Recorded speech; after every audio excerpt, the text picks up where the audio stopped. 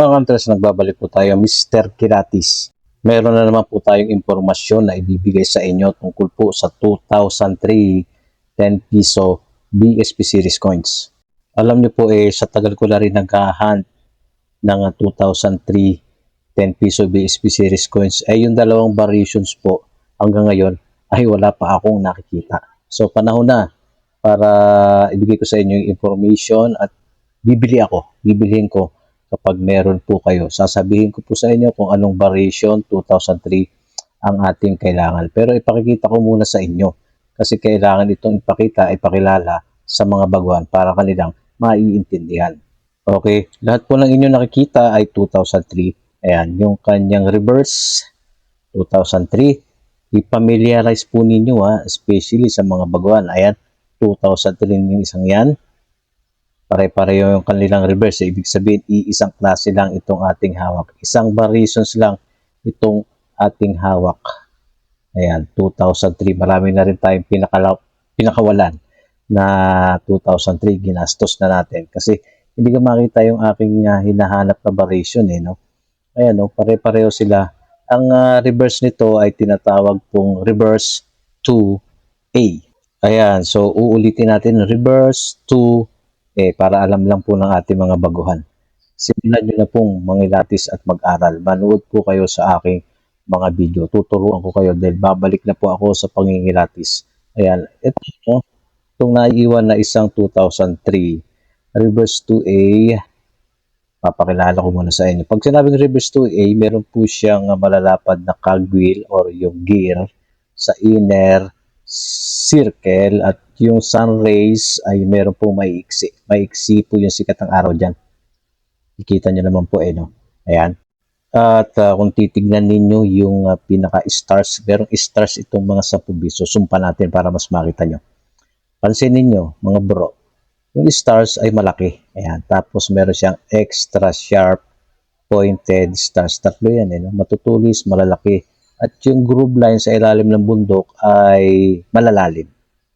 Yan, malalim. Kaya tinawag na reverse 2A at malapad yung gear or yung kanyang cogwheel. So, tapos yung araw, maiksi ang sikat ng araw. So, ayan.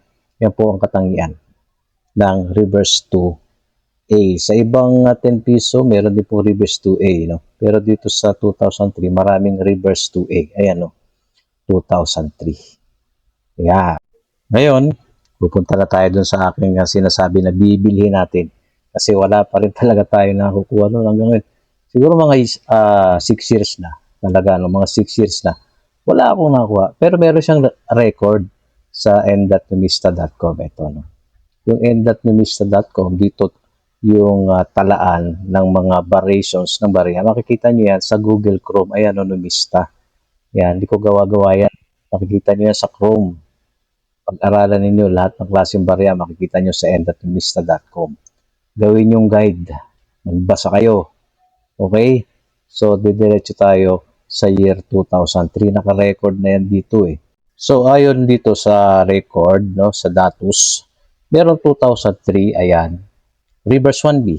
Kita nyo? 2003. Reverse 2A. Ito yung ating hawak na marami. Lahat ng aking hawak ay reverse 2A. Ayan pa lamang, isang variation pa lang, 6% at meron lang ang value 35 sa BF at 35 sa XF.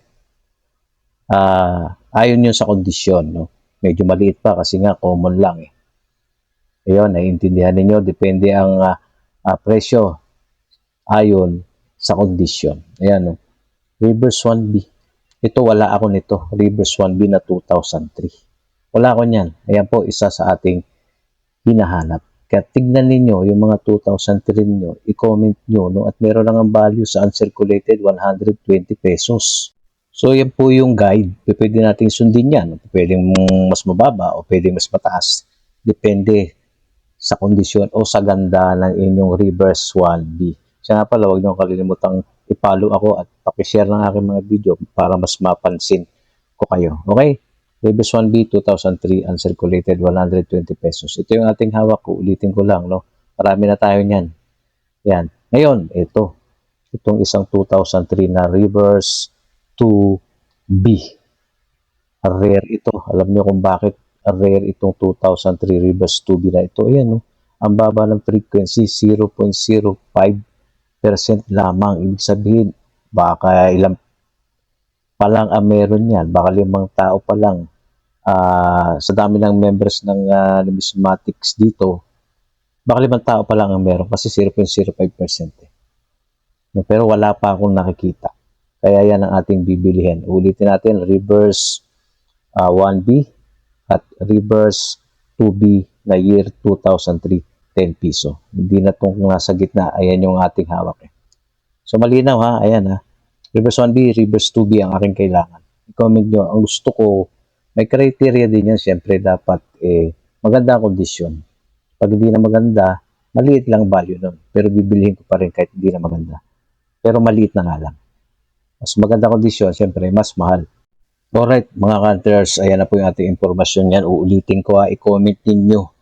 Reverse 1B at reverse 2A na year 2003.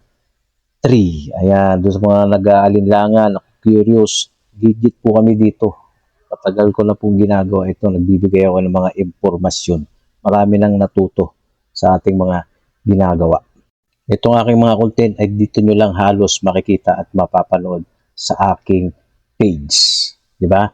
So, magtiwala kayo at siguraduhin ko sa inyo meron kayong matututunan at meron kayong mapapala. Pakishare ng aking video at follow.